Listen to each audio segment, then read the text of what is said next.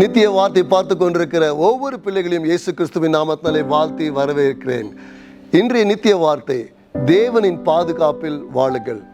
பிரியமானவர்களே, நாம் வேதத்தை படிப்போம் என்று சொன்னால், யார் யார் இயேசுவை சார்ந்து நம்பி வாழ்கின்றார்களோ அவர்களை தேவன் பாதுகாத்து வழிநடத்துகிறார் என்று பல வசனங்கள் நம்மை சுட்டி காண்பிக்கிறது. ஒரு வசனத்தை இன்றைக்கு நான் உங்களுக்கு படிக்கட்டும். 2 தெசலோனிக்கேயர் 3ஆம் அதிகாரம் 3வது வசனம். கர்த்தரோ உண்மையுள்ளவர், அவர் உங்களை ஸ்திரப்படுத்தி தீமையின்றி விலக்கி காத்துக்கொள்வார். பிரியமானவர்களே, கர்த்தருடைய வசனம் சொல்லுகிறது, நாம் தேவனுடைய வழிகளை புறக்கணித்தால், அவருடைய ஆலோசனைகளை அவமதித்தால், நாம் சொந்தமாக சுயமாக தேர்ந்தெடுப்பது நிமித்தமாக அதனுடைய விளைவை நாம் அது கண்டிப்பாக நாம் பெற்றுக்கொள்வோம்.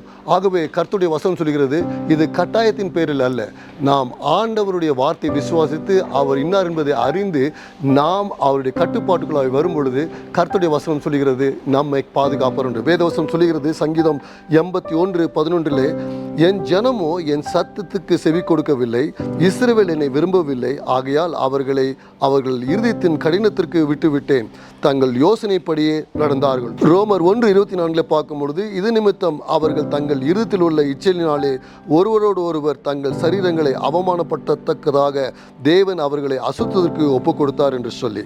ஆகவே பிரியமானவர்களே, இந்த காலவேளையிலே கர்த்தருடைய வார்த்தை கேட்டுக்கொண்டிருக்கிற நாம் இந்த வசனத்தின்படியாக அவருடைய பாதுகாப்புக்குள்ளாக வர வேண்டும் என்று சொன்னால் அவரை நாம் முழுமையாய் விசுவாசிக்க வேண்டும். அவருடைய ஆளுகைக்கு நம்முடைய ஆவி ஆத்மா சரீரத்தை ஒப்புக் கொடுக்க வேண்டும். இப்படி நாம் செய்யும் பொழுது கர்த்தருடைய வசனம் சொல்லுகிறது, நாம் தேவனால் பாதுகாக்கப்படுவோம். கர்த்தர் தாமே உங்கள் ஒவ்வொருவரையும் ஆசீர்வதிப்பாராக. ஜெபிப்போம்.